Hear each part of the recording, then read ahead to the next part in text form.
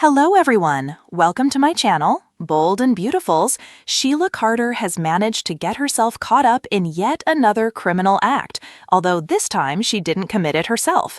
Nonetheless, Sheila's about to realize that she's facing an impossible decision with her marriage and future on the line. The last we saw Sheila, the reality of what her granddaughter Luna had done to Will Spencer was still sinking in. Initially, Bold and Beautiful wrote Sheila as laughing with delight at her granddaughter landing her man, despite being told that he didn't know who she was at the time. In a confusing pivot, Bold and Beautiful aired an alternate version of the scene the following day, with Sheila demanding to hear all about Luna's night with Will. Seemingly thrilled to describe the rape in detail, Luna gave her grandma the rundown on over-serving the object of her affection on purpose, donning his girlfriend's mask, and having sex with him when he was too inebriated to see straight or identify the person in bed with him. The implications of what Luna told her were just starting to dawn on Sheila as the episode came to a close, but there was no mistaking the grave expression on her face. It was dawning on her that her granddaughter had indeed committed another crime. Rather than awaken from her near-fatal coma with remorse, grateful to Aunt/Grandma Lai for saving her life and giving her a second, or is it third or fourth chance, Luna instead left her deathbed, donned a face full of makeup and an Il Giardino uniform, and trotted off to gleefully commit rape, on purpose, because she has a plan. Read more about her despicable scheme here. That brings us to the preview of what's to come.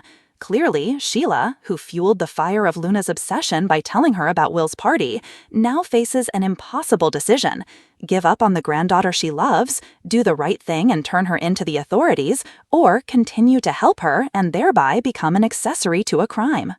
Given that Sheila's marriage and future with Deacon depends entirely on her being reformed, there's only one decision she can make here, and that's to do the right thing and turn Luna into the police. Secrets don't stay buried on soaps, so it's only a matter of time before it's revealed that Luna is alive and Will puts the pieces together. When Deacon finds out that Sheila covered for Luna, knowing what she knew, well, as they used to say on Looney Tunes, that's all, folks. Flashback to Deacon and Sheila's wedding in the photo gallery below. The cliffside breeze outside Il Giardino carried more than the scent of rosemary and roasted garlic that night. It carried whispers of betrayal, desperation, and a truth Sheila Carter had spent decades trying to outrun. For all her sins, all her manipulations, all her schemes, she had finally found something pure: love. Deacon Sharpe had seen the monster in her and chosen to love her anyway.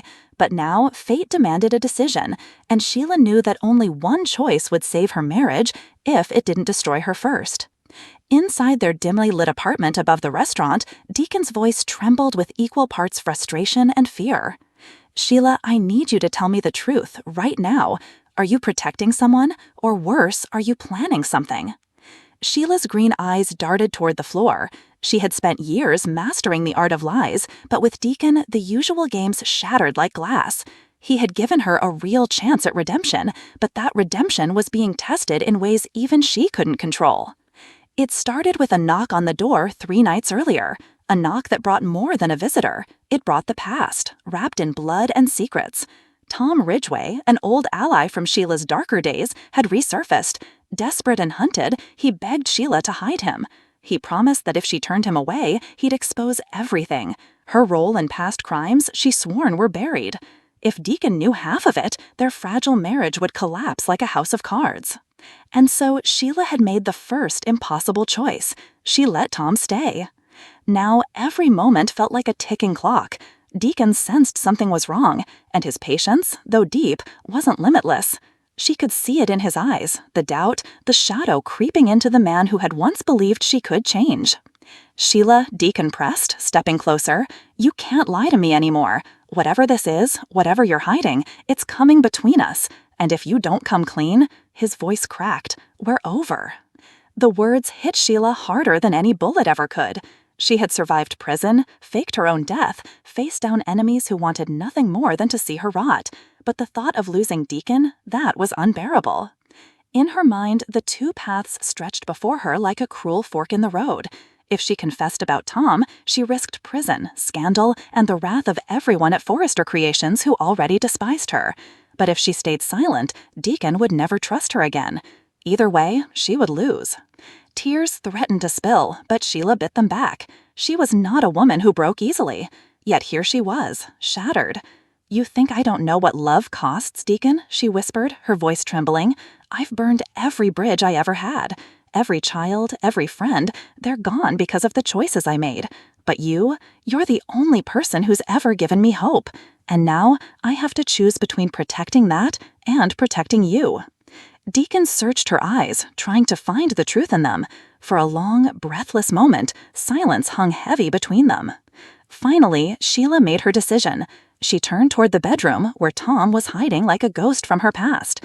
With shaking hands, she opened the door. Deacon's jaw clenched when he saw him. What the hell is this? Sheila's heart pounded, her secret now laid bare. "This is my past, Deacon, and if I let him stay, I lose you. But if I turn him in," she swallowed hard, "maybe I save us." The impossible choice had been made, and as Tom's eyes widened in betrayal, Sheila reached for her phone with trembling fingers. "Call the cops," she said, voice breaking, "because I'm not losing you, Deacon, not again."